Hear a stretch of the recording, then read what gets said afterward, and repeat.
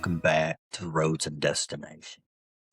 This is the place where we talk about growth, identity, truth, and walking the path God has called us to without compromise and without confusion. So if you've been listening for a while, I appreciate you. And if this is your first time here, I am really glad you're here. So before we get into today's conversation, I do want to share this moving forward. Roads and Destination will be exclusively on YouTube. After thinking this through, I realize YouTube allows me to focus, streamline things, and build this platform in a more consistent way. So instead of spreading across multiple platforms, I'm just going to build in one place. So if you want to keep up with the new episodes, make sure you like and subscribe there on YouTube. So let's get into today's conversation. And today's conversation is something that hits identity at the core. And again, I'm glad you're here. Today we're talking about something that's real. And before we even get into it, I do want to say this up front. This episode is for everyone. This is about real relationships and real life. If you've ever dealt with rejection, comparison, ego, identity, this is for you. Because this shows up everywhere in our friendships, dating, leadership, at church, and at work as well. And sometimes we don't even realize how much it is shaping us. So let me ask you this right on the outset. Who told you what you were worth? Was it someone who walked away? Someone who underestimated you? Or was it someone who was insecure and they needed you smaller so they could feel bigger? Because some of us are walking around with a price tag someone else put on us. See, they called you average. They called you too much. And they called you not enough. And somewhere along the way, we begin to believe this. We begin believing we aren't good enough. But the real truth is, you are not priced by people. You are priced by God. Never let someone who didn't build you determine your value. You weren't created by critics, and you weren't formed by opinions. You were created by God, and God does not produce junk. So why are you living like discounted merchandise? Your value doesn't drop because someone can't afford you. Psalms 139:14. I will praise thee, for I am fearfully and wonderfully made. Marvelous are thy works, and that my soul knoweth right well. See, we are carefully constructed, wonderfully. We are uniquely designed, marvelous. We are extraordinary by the workmanship of God. So before you ever achieved anything, before we ever even failed, before anyone ever had an opinion about us, God already decided our worth. Genesis 1:27. So God created man in his own image. See, you were made in his image. That means dignity. That means purpose, and that means value. See, your value was settled at creation, not at achievement. But it doesn't stop at creation. The cross confirmed it. When Jesus went to Calvary, something powerful happened. Calvary leveled the playing field. Status didn't matter. Money didn't matter. And popularity didn't matter. background, guess what? It didn't matter. Every single person stood in the exact same place in need of redemption. And the price paid for every soul was the same, and it was the blood of Jesus. So that means your value wasn't measured by what people think about you. Your value was measured by what God was willing to pay for you. Calvary did not discount you. It proved that you were priceless. So think about this for a moment. The cross didn't just forgive you, it revealed your value. Because heaven does not pay the price of Calvary for something worthless. So think about this. Am I living like someone who was paid for at Calvary? Or am I letting people assign a cheaper price to my life? Am I trying to earn what God already gave me? Do I believe I have value before I perform? Proverbs 29 and 25, the fear of man bringeth a snare. A snare is a trap. When you live for approval, you live in a trap. Causes you to hesitate, causes overthinking, makes us lose confidence, and we shrink. Right? If people can control your confidence, they'll control your direction. Hebrews 13 and 8 reminds us Jesus doesn't change, but people do change. So why are we anchoring our identity to something that is unstable? Ask yourself, who affects my confidence the most? Why do I feel smaller in certain rooms? Well, let's break this down.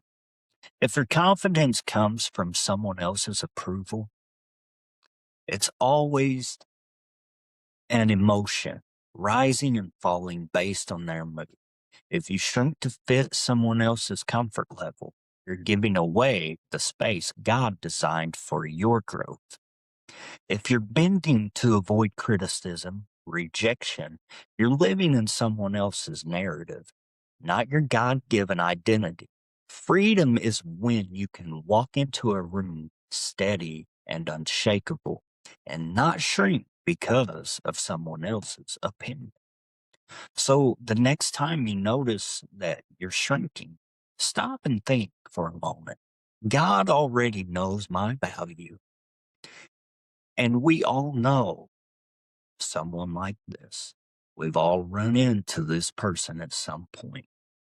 We've all experienced this from somebody, a friend, family member, maybe someone at church, even at work. So let's get into this. And this is something I've experienced, and I'm sharing it because I think it's will be a good thing for all of us to recognize it in ourselves and in others so we know how to navigate through it clearly. There is a type of person that we need to recognize. It is the I person. Every story circles back to them. You share something that God helped you accomplish, and instead of celebrating with you, they say, "Oh, that's good. Remember when I did?" You'll talk about your growth. They'll talk about their past. You talk about what God is doing now. They remind you of what God did years ago. And the truth is, after me saying all that, we know someone like this. We've all run into this person at some. And I say this from experience. Anything good you have done, just if it gets pushed aside, I get it. I know what it feels like. They don't fully acknowledge what you did. They redirect it. Why? Well, because your progress makes them uncomfortable. So instead of elevating you, they try to elevate themselves. And it's subtle. And it sounds confident. But the truth is it's really insecurity. They're protecting their ego. So let me be very clear. If someone cannot celebrate your growth without inserting themselves, they are competing with you. And competition is not celebration. And that's not value. That is comparison. That's not honor. They are worried you may rise above them. So they downplay your wins to keep themselves above you. And if you're not careful, you'll start shrinking all of your victories. You'll stop sharing your progress. And you'll dim your excitement.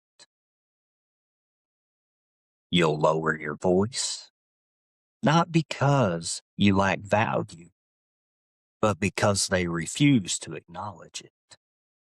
So never reduce your growth to protect someone else's pride. Take a moment and ask yourself, am I spending energy proving myself instead of growing? Am I dimming my victories to keep someone else comfortable? If you spend all of your energy trying to prove yourself to an I person, you stop improving yourself. You'll argue, you'll defend, you'll explain away. And while you're explaining, you're not expanding. If you stay there long enough, you'll end up in the same rut that they're in, living off past stories instead of present discipline. What small steps can I take today to refocus on my growth instead of proving myself? Well, don't get caught in that cycle. Your calling is too important for that. Confidence doesn't come from applause. It comes from relationship. Daniel 11:32. But the people that do know their God shall be strong and do exploits. Knowing God isn't just about memorizing verses. It's about understanding his character, his promises, and his love. It's about leaning into him when the world tries to define your worth. Psalm 16:8.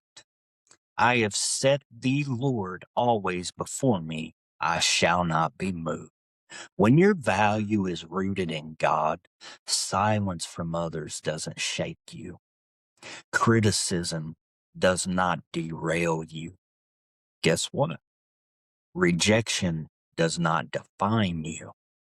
You can't have kingdom confidence without a kingdom connection. So when someone tries to diminish you at work, remember God's perspective of you. Remember God's perspective of your value. When a friend tries to downplay your achievements, reflect on God's delight in your growth. When social media comparison creeps in, pause and recall that God's approval is the only approval that matters. Confidence rooted in God is steady and it is unshakable and it is consistent. So let's review ourselves with a couple questions. Do I know God enough to trust his view of me over everyone else's? Am I building my confidence on approval or on the Almighty? Hebrews 10:35. Cast not away, therefore, your confidence. Don't throw it away. Confidence carries reward. Stop apologizing for who God made you to be. Stop negotiating your worth. Stop shrinking to fit insecure spaces. Speak up in meetings or classrooms, even if someone doubts you. Celebrate your wins without guilt or over explaining. Take a step forward in leadership or relationships, even if others don't want to acknowledge it. Refuse to compromise your calling just to keep peace in spaces where your worth isn't recognized. You are not discounted. You are priceless. So walk like it. Identify one area this week where you've been shrinking and take one small, bold step to assert your value. Remember, your confidence doesn't need applause, it needs God. So ask this: where have I been apologizing for existing or shrinking myself? How can I start walking boldly in my God given value today? Who can I bless? Who can I encourage this week by stepping confidently into my purpose? See, you are not here to live discounted. You are not here to compete for validation. You are here to grow. You are not here to shrink. You are not here to apologize for existing. Guess what? You are not here to live under someone else's price tag. Someone may not see your value, but God does. See, He made you on purpose. He called you on purpose. He placed you where you are on purpose. Your value doesn't decrease because someone else cannot see it. So walk boldly, walk confidently, walk like you know. And let this settle in your spirit today. I am prized by God, not by people. I will not shrink. I will not negotiate, and I will not settle. This is Road to Destination. Walk chosen, walk steady, walk prized by God. And God bless you.